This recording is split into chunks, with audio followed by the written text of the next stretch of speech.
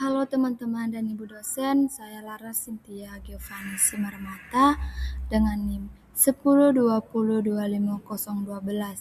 Di sini saya akan menerangkan atau menjelaskan tentang populasi sampel dan sampling. Yang pertama, kita akan mengetahui latar belakang yang dimana populasi. Populasi adalah wilayah generalisasi yang terdiri atas objek atau subjek yang mempunyai kualitas dan karakteristik tertentu dan ditetapkan oleh peneliti untuk dipelajari dan kemudian ditarik kesimpulannya. Yang kedua, sampel. Sampel adalah sebagian data yang merupakan objek dari populasi yang diambil. Cara menentukan sampel agar memenuhi syarat teknik atau metode penentuan sampel yang ideal memiliki ciri-ciri dapat memberikan gambaran yang akurat tentang populasi, dapat menentukan presisi, sederhana sehingga mudah dilaksanakan, dapat memberikan keterangan sebanyak mungkin dengan biaya murah. Selanjutnya, variabel kontrol ternyata mempunyai pengaruh terhadap variabel yang diteliti. Yang pertama, kriteria inklusi adalah karakteristik untuk umum subjek penelitian dari suatu populasi target yang terjangkau dan akan diteliti, yang memerlukan pertimbangan ilmiah. Yang kedua, kriteria eksklusi adalah menghilangkan atau mengeluarkan subjek yang memenuhi kriteria inklusi dari studi. C. Sampling. Sampling adalah cara pengumpulan data kalau hanya elemen sampel yang diteliti atau tidak seluruh populasi. Hasilnya merupakan data perkiraan atau estimate. Cara pengambilan sampel dapat digolongkan menjadi dua, yaitu yang pertama, probability sampling. Probability ini ada beberapa poin. Yang pertama, simple random sampling. Yang kedua, stratified random sampling. Yang ketiga, cluster sampling atau wilayah atau lokasi. Yang keempat, systematic sampling atau kelipatan angka N per N. Yang kedua, non-probability sampling. Non-probability ini juga memiliki beberapa poin. Yang pertama, purposive sampling atau sesuai tujuan penelitian. Yang kedua, consecutive sampling atau pada waktu puncak kejadian. Yang ketiga, convenience sampling atau kebetulan dijumpai pada waktu dan tempat tertentu. Yang keempat, quota sampling atau judgment sampling atau berdasarkan kapasitas dan tanda terbesar. Selanjutnya, konsep populasi sampel dan sampling. Yang pertama, pengertian populasi. Dalam penelitian kuantitatif, populasi diartikan sebagai wilayah generalisasi yang terdiri atas objek atau subjek yang mempunyai kualitas yang karakteristik tertentu yang ditetapkan oleh peneliti untuk dipelajari dan kemudian ditarik kesimpulannya. Ada terdapat dua jenis populasi yang umumnya digunakan penelitian, yaitu yang pertama, populasi atau finite population. Yang kedua, populasi tak terbatas atau infinite population. Yang kedua, sampel penelitian. Nah, sampel penelitian ini adalah bagian dari jumlah dan karakteristik yang dimiliki oleh populasi. Sampel yaitu sejumlah individu yang dipilih dari populasi dan merupakan bagian yang mewakili keseluruhan anggota populasi. Kriteria sampel yang baik yaitu dasar pengujian dari desain sampel adalah seberapa baik sampel tersebut mencerminkan karakteristik populasi. Sampel yang baik adalah sampel yang dapat mewakili sebanyak mungkin karakteristik populasi. Nah, sampling juga memiliki keuntungan.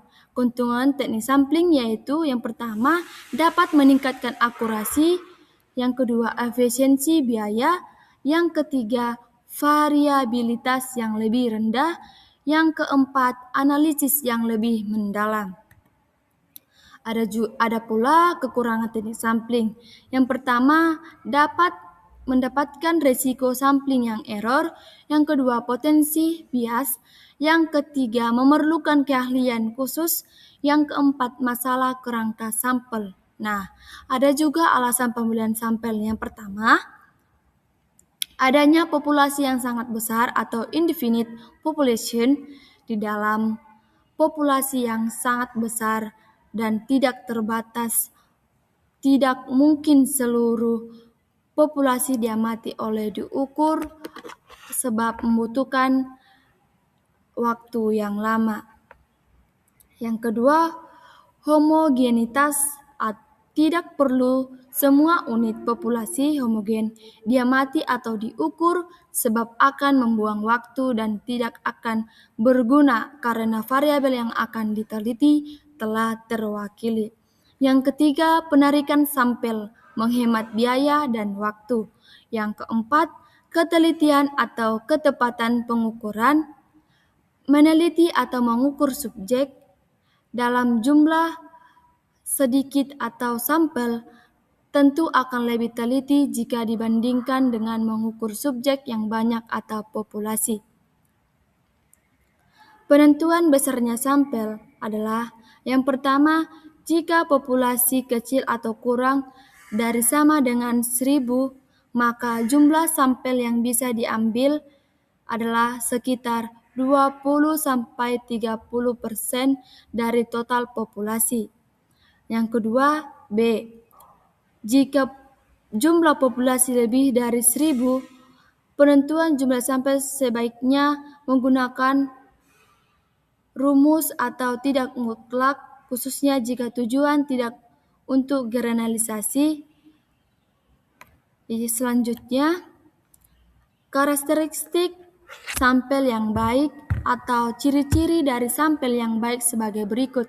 Yang pertama, dapat menghasilkan gambaran karakter populasi yang tepat. Yang kedua, dapat menentukan presisi atau ketepatan hasil penelitian dengan menentukan standar deviasi dari taksiran yang diperoleh. Yang ketiga, sederhana, mudah dilaksanakan. Yang keempat, dapat memberikan keterangan sebanyak mungkin dengan biaya yang efisien. Kesalahan yang bisa terjadi. Sampling error, suatu penyimpangan yang bukan merupakan kesalahan yang sebenarnya, tetapi merupakan variasi dari konsekuensi pengambilan sampel. Artinya, setiap sampel yang akan diambil dari suatu populasi dapat berdistribusi sekitar nilai populasi.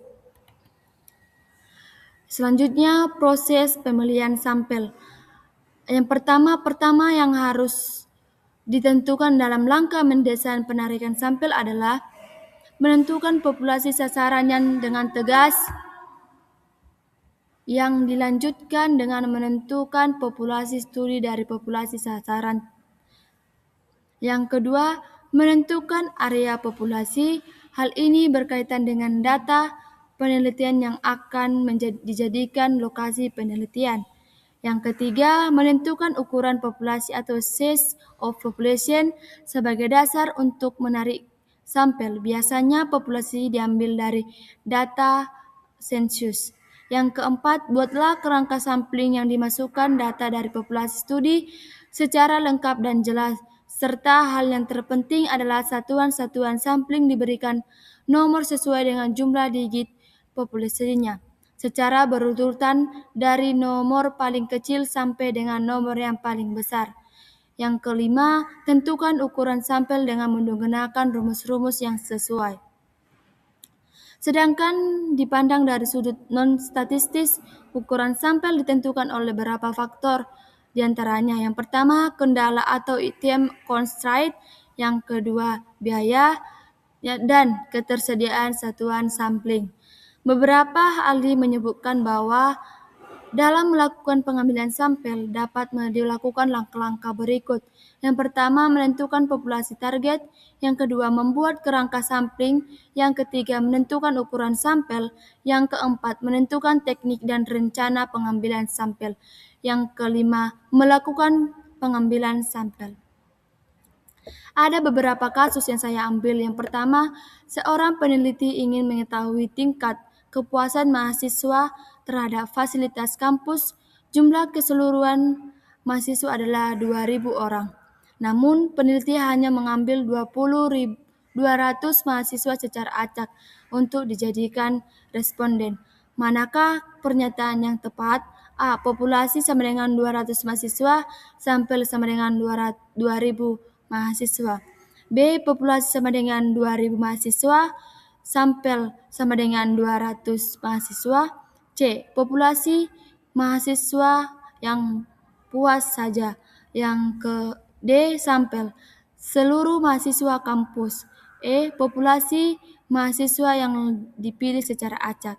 Jawabannya adalah B. Populasi sama dengan 2.000 mahasiswa, sampel sama dengan 200 mahasiswa. Mengapa? Karena populasi adalah seluruh objek yang diteliti, yaitu semua mahasiswa atau 2.000 orang. Sampel adalah sebagian dari populasi yang diambil untuk mewakili, yaitu 200 mahasiswa yang dipilih secara acak. Jadi jelas bahwa 2.000 sama dengan populasi dan 200 sampel. Kasus yang kedua, dalam penelitian tentang kebiasaan membaca siswa SMA, peneliti memilih responden hanya dari kelas 12 karena dianggap lebih berpengalaman. Teknik sampel yang digunakan adalah A. Random sampling, B. Stratified sampling, C. Pervasive sampling, D. Cluster sampling, E. Systematic sampling. Jawabannya C. Pervasive sampling. Penjelasannya karena pervasive sampling adalah teknik pengambilan berdasarkan pertimbangan tertentu. Dalam kasus ini, peneliti hanya memilih siswa kelas 12 karena dianggap lebih berpengalaman, bukan secara acak. Itu berarti adalah kriteria khusus, sehingga termasuk pervasive sampling. Yang ketiga, seorang peneliti ingin meneliti pola konsumsi masyarakat di sebuah desa. Ia membagi desa menjadi beberapa wilayah atau RT, lalu memilih beberapa RT secara acak, dan meneliti semua warga di RT tersebut. Teknik sampling yang digunakan adalah A. Simple random sampling, B. Cluster sampling, C. Purposive sampling, D. Snowball sampling, E. Quota sampling. Jawabannya adalah cluster sampling. Mengapa? Karena cluster sampling dilakukan dengan cara membagi populasi menjadi kelompok atau cluster, lalu memilih beberapa kelompok secara acak dan meneliti semua anggota dalam kelompok tersebut. Dalam soal ini, desa dibagi menjadi RT atau cluster, kemudian beberapa RT dipilih, semua warga diteliti, sehingga termasuk cluster sampling. Nah, sekian dari penjelasan saya. Jika ada tutur kata atau bahasa yang salah, saya minta maaf. Sekian dan terima kasih.